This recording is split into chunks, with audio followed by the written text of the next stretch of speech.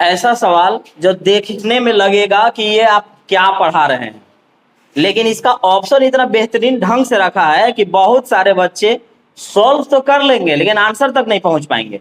क्योंकि आपको यहाँ पर यहाँ देखिएगा ए का 20% पूछा है, लेकिन आपको आंसर बी के रूप में देना है कि आंसर क्या होगा, बी का 10%, बी का 16%, बी का 80% या नन ऑफ दीज, ऐसा कुछ करके है।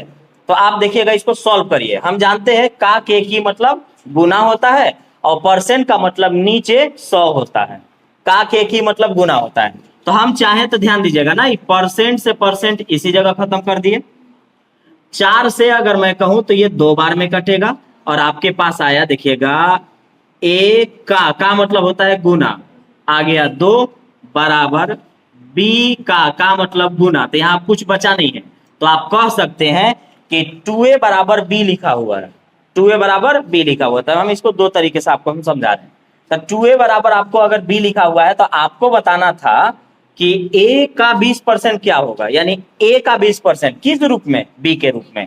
तो इस 2 को यहां भेज दीजिए आप, तो आ गया a बराबर b बाई में 2, a बराबर b बाई 2, यानी जहां भी a लिखा है वहां हम b बाई 2 लिख सकते हैं।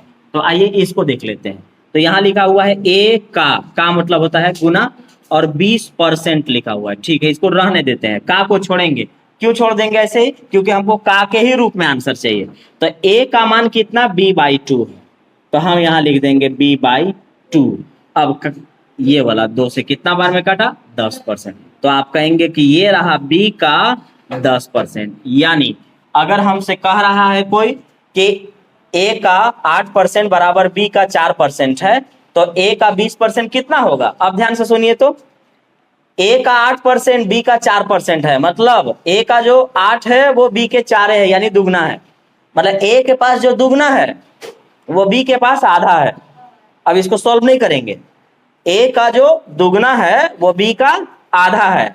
तो जब a का दुगना है तो आप पूछ रहे किसके रूप में, b के रूप में।